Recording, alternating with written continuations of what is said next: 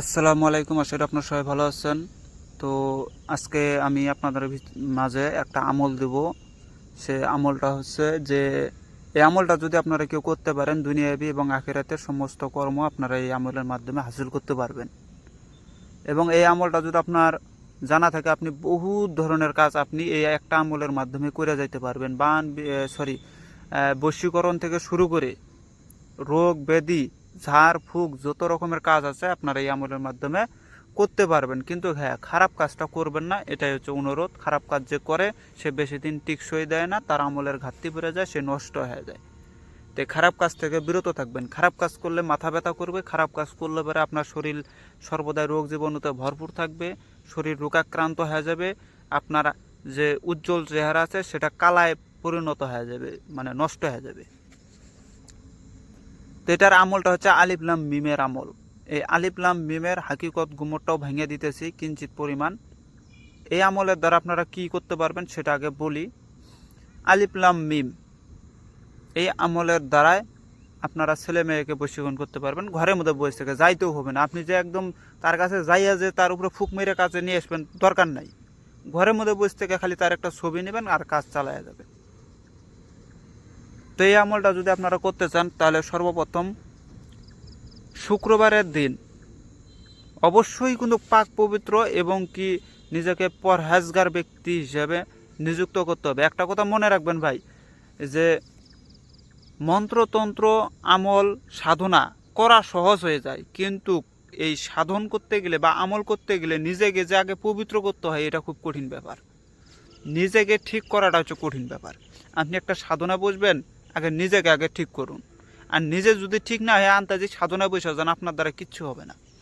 আপনি কোনো আমলে বসবেন, আমলে বসা সহজ, কিন্তু ভাই নিজেকে আমলের যোগ্যতা হিসেবে নির্মাণ করাটা খুব কঠিন ব্যাপার। তাই আগে নিজে ঠিক হন, পাক পবিত্র অবস্থায় বজায় রাখুন। পাক পবিত্র হয়ে মন তনকে ঠিক রেখে আপনার আমলটা চালাইয়া যাবেন, 100% আপনি রেজাল্ট পাবেন। করবেন কি, শুক্রবারের দিন এশার নামাজের পরে জায় নামাজে বসে পশ্চিম দিকে মুখ করে একটা মোমবাতি জ্বালাবেন আল্লাহর নামে অথবা গুরুর নামে, আর 5টা আগরবাতি জ্বালাবেন পাক পাঞ্জাতনের নামে। জ্বালাইয়া দিয়া গুরু বা পীর বা মুর্শিদ যাই যেটা আছে আপনার, তাকে ধ্যান করবেন বজ্রক আকারে। একটা কথা মনে রাখবেন, নিরাকারের সেজদা হারাম, আকারেও সেজদা হারাম, আল্লাহর কোরআনে কয়। এখন নিরাকারের সেজদা হারাম মানে যেখানে দেখা যায় না, সেটা হচ্ছে নিরাকার। যেমন আল্লাহ দেখা যায় না, আপনি যদি আন্তাজে সেজদা দেন তাহলে আপনি শিরকি করলেন। আল্লাহ আছে, দেখছেন, যেটাকে বলা হয়, মনে করেন যে দেখছেন তো না, এটা তো দেখলে এটা ভুল হবে। আকারের সেজদা হারাম, নিরাকারের সেজদা হারাম। আকার মানে আপনার সামনে আছে, ওই জায়গায় সেজদা দেবেন, আপনার শিরকি হবে। যেমন মানুষের পায়ে সেজদা দিতেছে, শিরকি। কিন্তু হ্যাঁ, সিজদা দেওয়া যাবে, ওই রকমও সিস্টেম আছে যেটাকে বজ্রক বলা হয়। এই বজ্রক আকারে মসজিদকে আগে সামনে নিয়ে আসবেন, নিয়ে আসার পরে আপনার আমলটা চালাইয়া যাবেন। মেরুদণ্ড সোজা রাখবেন, সোজা রেখে চোখ বন্ধ করবেন।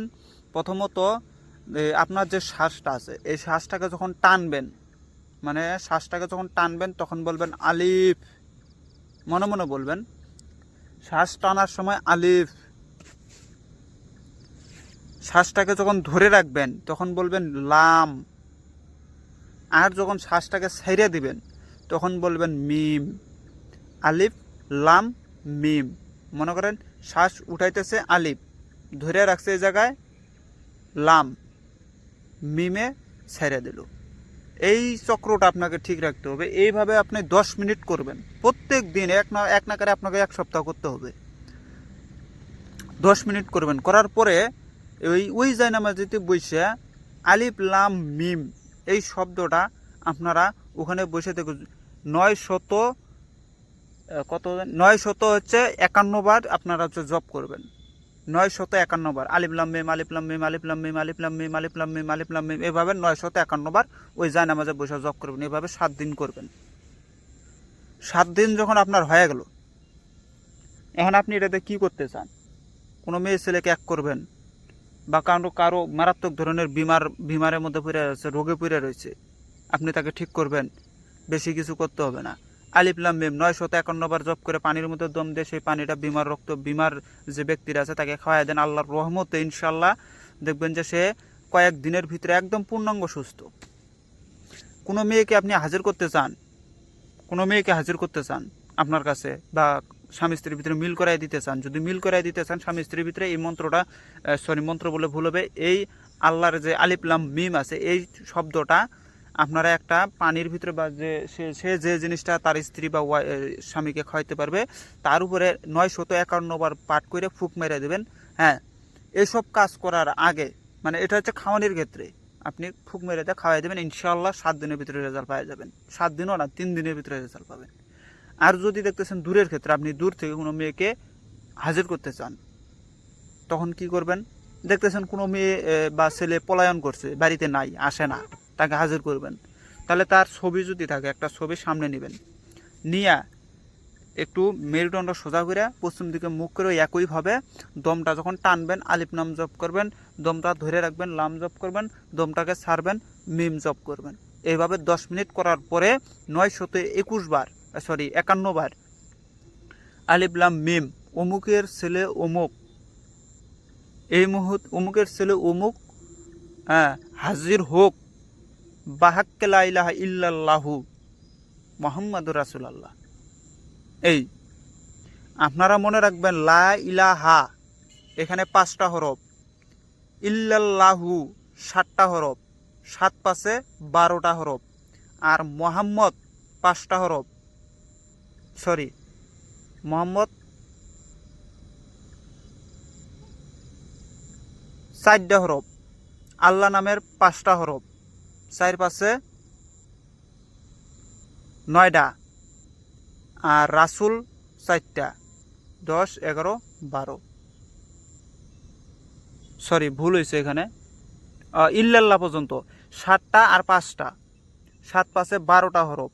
এই যে লা ইলাহা ইল্লাল্লাহ, এই 5টা হরফে, যেমন লা ইলাহা, এই 5টা হরফে হচ্ছে আপনার 5টা সিস, 5টা পদার্থ, আপ, আতস, থাক, বাত, নূর, যেটাকে মাটি, পানি, বাতাস, আগুন, এই পঞ্চভূতকে বোঝায়। আর 7টা যে এই যে ইল্লাল্লাহু, এখানে 7টা হরফ আছে, এই 7টা হরফের ভিতরে বুঝাইতেছে 7টা ইন্দ্রিয়, যে আল্লাহ থেকে মেন যে 7টা শক্তি আপনাকে দেওয়া হয়েছে, সেই 7টা শক্তিকে বুঝাইতে, যেটাকে সেফাতি বলা হয়। তাই এই নামে জপ করবেন। অবশ্যই হাকিকত জানা জপ করলে পারে কাজের রেজাল্ট দ্রুত পাওয়া যায়। হাকিকত না জেনে আন্তাজি জপ করে দেবেন, সারা জীবন ডাকলেও পাবেন না। ওই আল্লাহকে চিনেন নাই, জানেন নাই, শুধু ডাইকে মেরে যেতেছেন, কাম নাই। চিনতে হবে, তাকে জানতে হবে। যেমন আমাকে যে চিনে সেই তো আমাকে ডাকে, আমাকে যে চিনে না সে কি আর আমাকে ডাকতে যাবে নাকি ওই জায়গায়? তাহলে তো এভাবে আপনারা জপ করবেন, 951 বার জপ করবেন। আবারও বলে দিয়েছি, আলিফ লাম মিম, অমুকের ছেলে অমুক, হাজির হোক, বাহাক্কে লা ইলাহা ইল্লাল্লাহ, এই শব্দটা জপ করবেন। জপ করে ফুক মেরে দেবেন ওই ছবির উপরে।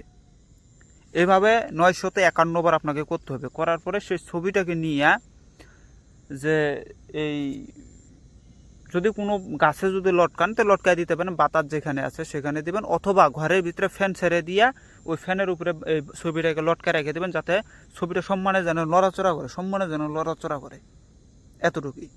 দেখবেন যদি দূরের ক্ষেত্রে হয় হয়তো সময় লাগবে, কিন্তু কাছাকাছি হইলে পারে 7 দিন অথবা 3 দিন এর ভিতরে তাকে হাজির হইতে হবে ওখানে। কিন্তু এই যে বললাম যে আলিফ লাম মিম, এটার যে সাধন ভোজনটা যে বললাম, আমলটা, এটাকে 7 দিন আপনাকে পূর্ণাঙ্গভাবে ঠিক রাখতে হবে, নইলে বা হবে না। এটা হচ্ছে পীর ফকিরদের কেরামতি জিনিস এগুলা। এরা অনেক, এখন বর্তমান যুগে যেগুলো পীর ফকির আছে, তারা এইসবের জোরে জোরে এত কিছু কইরা যাইতেছে। তা আপনারাও চাইলে করতে পারেন, এগুলো কইরা যান। আর হ্যাঁ, আলিফে আল্লাহ, লামে আদম, মিমে মোহাম্মদ, বুঝে নেবেন। আলিফে আল্লাহ, লামে আদম, মিমে মোহাম্মদ, এটা হচ্ছে একটা হাকিকত। আরেকটা হাকিকত বলি, আলিফে আলিফ আর মিম, যেমন আলিফে হচ্ছে পুরুষ, মিমে হচ্ছে নারী, আর মাঝখানে যে লামটা আছে এটাকে বোঝায় দুইটাকে একত্রিত করতেছে এই লামে, যেটাকে বলা হয় নারী পুরুষ মিলন করলে একটা ছেলের জন্ম হয়। একেবারে শর্টকাট কথা বলে দিলাম। তাই আলিফ হচ্ছে স্বয়ং পুরুষ, মিম হচ্ছে স্বয়ং নারী।